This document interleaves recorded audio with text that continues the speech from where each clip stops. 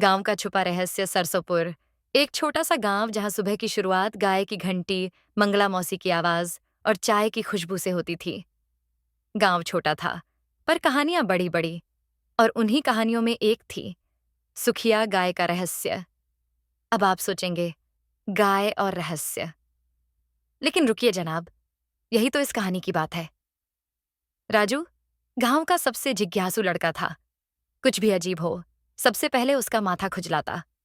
उस दिन मंगला मौसी जैसे ही चाय की चुस्की लेते हुए बोलीं, हर अमावस को सुखिया गाय गायब हो जाती है और सुबह फिर से वहीं मिलती है, जैसे कुछ हुआ ही नहीं हो। बस राजू की आंखों में चमक आ गई। गाय है या सीक्रेट एजेंट? उसने हंसते हुए कहा, लेकिन अंदर से वो सोच में डूब गया।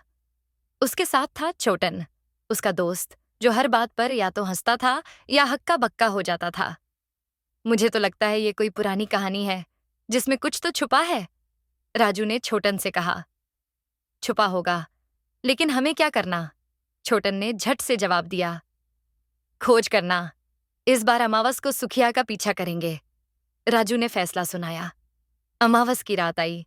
चांद तो आसमान से नदारद था, लेकिन राजू और छोटन अपनी टॉर्च लेकर तैयार थे।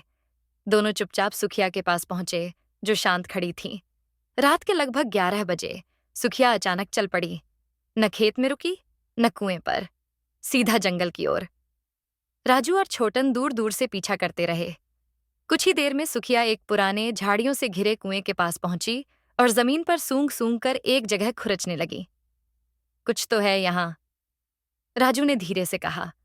दोनों पास गए और मिलकर जमीन थोड़ी सी हटाई।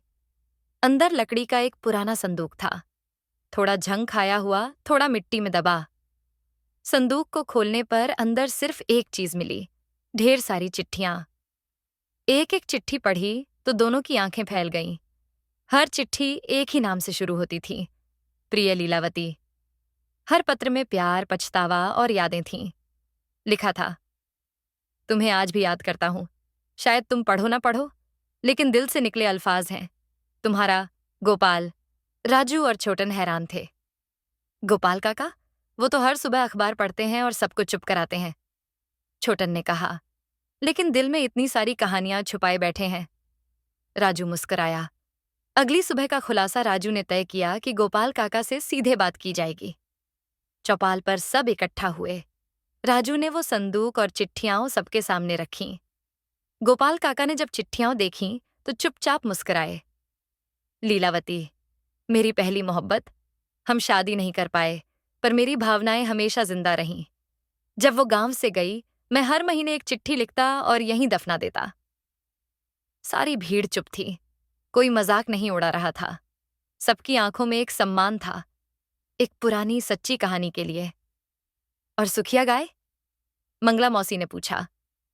अरे, वो तो हर बार उसी जगह जाती थी जहां मैं बैठकर चिट्ठियां लिखता था। शायद मेरी भावनाओं की खुशबू अब भी उसे खींच लाती है, गोपाल काका ने मुस्कुराकर कहा। अंत में राजू ने छोटन से कहा, देखा, कोई रहस्य डरावना नहीं था।